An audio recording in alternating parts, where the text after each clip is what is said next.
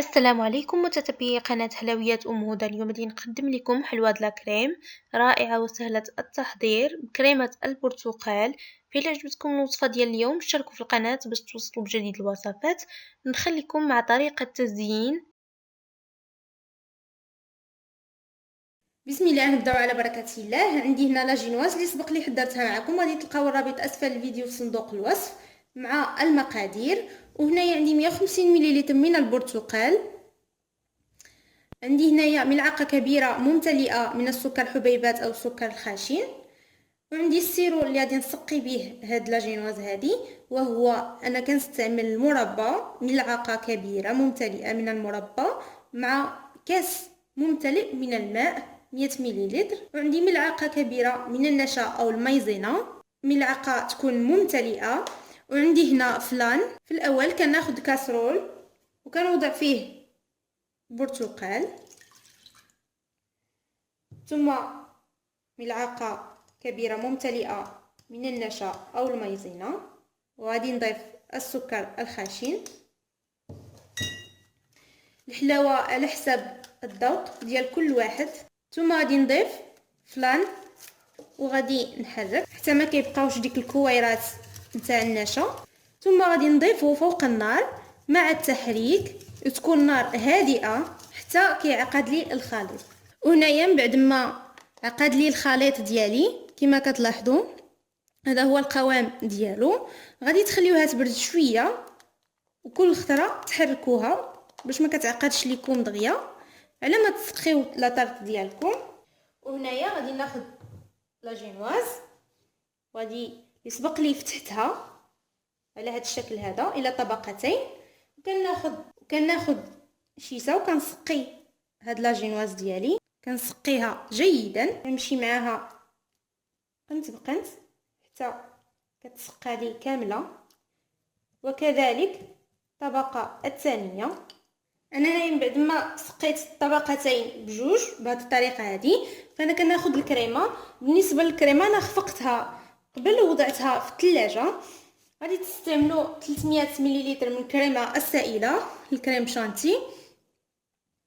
كتضربوها مع ملعقه كبيره ممتلئه من السكر الناعم وكيس من الفاني او نكهه تفضلونها. غادي نستعمل الكريمه.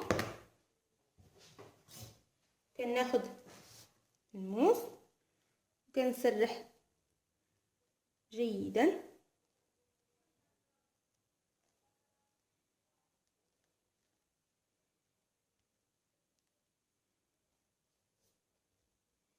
غادي نستعمل هذا اللتشين هذا اللي حضرت معكم في الاول من بعد ما برد ليه شويه. وكتحاولوا تزربوا على الخليط وكتوضعوه على الكريمه، كتسرحوها جيدا. كتاخذوا موس وكتحاولوا تسرحوه.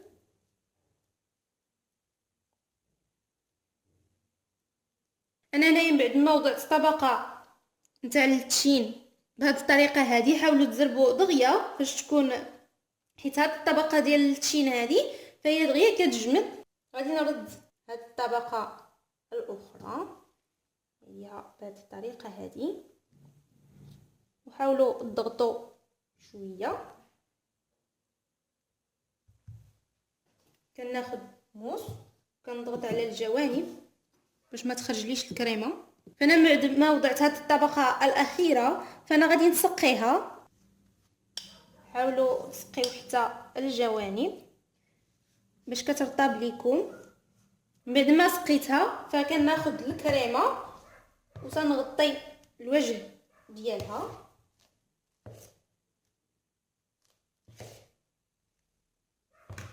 كنغطي الوجه ديالها وحتى الجوانب كما كتلاحظوا، فانا كنغطي حتى الجوانب. انا هنايا من بعد ما غطيت الوجه بالكريمه وحتى الجوانب، فانا كناخذ هاد الشبكه اللي كنستعمل كنحط عليها الحلوى ديالي او اي حاجه بغيت غادي نسقيها. كنهز التورته وكنوضعها فيها. بالنسبه لتزيين الوجه فانا عندي 200 ملل من البرتقال يكون مصفي، وعندي ملعقة كبيرة ممتلئة من النشا أو المايزينا، وهنا ملعقة كبيرة ونصف من السكر الخشن أو سكر حبيبات، وهنا عندي الكاسلان. نبداو على بركة الله. كناخذ البرتقال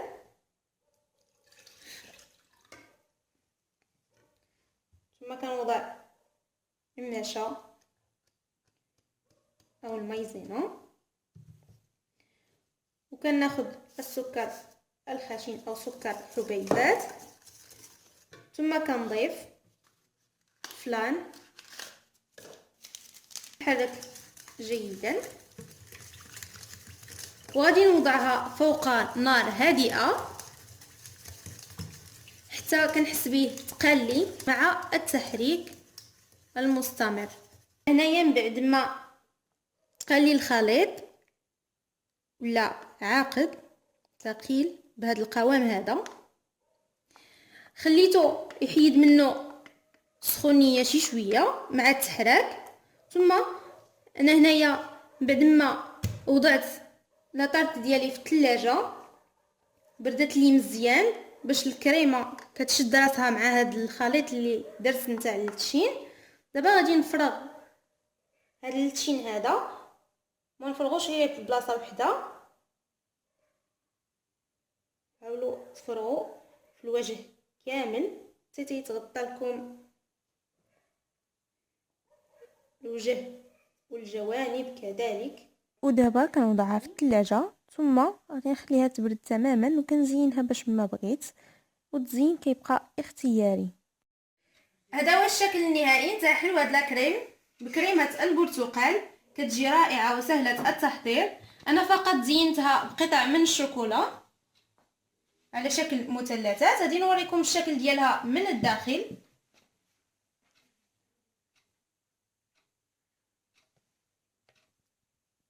وهذا هو الشكل ديالها من الداخل، كتجي رائعه.